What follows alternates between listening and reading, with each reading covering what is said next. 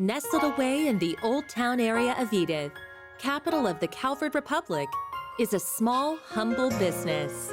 It was owned by Van Arkwright, a problem solver of sorts called a Spriggan. One day, a first-year student from Aramis Academy, Agnès Claudel, showed up at his door. She requested his help in finding antique ornaments called the Genesees, which she inherited from her great-grandfather. Utilizing his connections in normal society and the underworld, Van and Agnès found one of the Genesees, only to come under fire from a mafia group called Almada. Despite the seemingly hopeless situation, the Genesis resonated with Van's Zypha, a tactical orbment from which a little fairy named Mare appeared. With her assistance, Van clad himself in an armor made of shards and transformed into the Grendel. He turned the tables on the mafioso with its overwhelming strength. After that, Agnès agreed to work for Van part-time in exchange for his help in finding all 8 Genesees. The two of them traveled all across Calvert in search of them and made a number of new friends along the way. Fairy Al-Fayed, a Jaeger who was raised for a life on the battlefield as a Kruga warrior.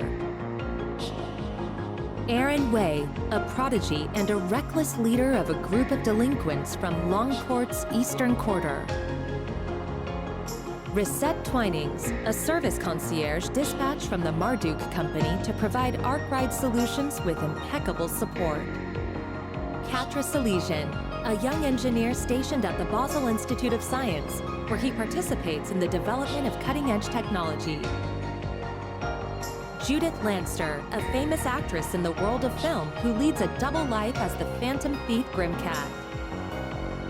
And Beargard Zeman, Van's former mentor, and a man who cast off his old name. Together, they braved countless ordeals and collected many of the Genesees. Though they were hounded at every turn by Almada, who were using the devices to sow confusion and chaos wherever they went. Eventually, Almada's leader, Gerard Dantes, detonated a nuclear weapon in a remote village and wiped it off the map. Multiple factions, now driven to bring about Almada's end, found themselves as pawns in a death game, where Van and his friends came out on top and ultimately defeated Almada's executives and cohorts. Then they put an end to Dantes, the source of all this evil.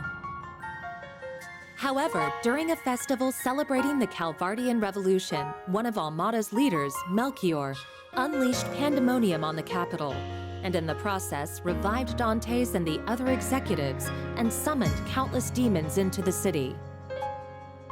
Pandemonium brought time in Edith to a standstill, but with the aid of their allies, Van and his crew were able to once again defeat Melchior and Dantes.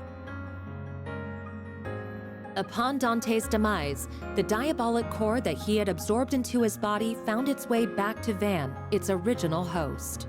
Van awakened as Vagrant's diaspora and disappeared, fleeing from his companions.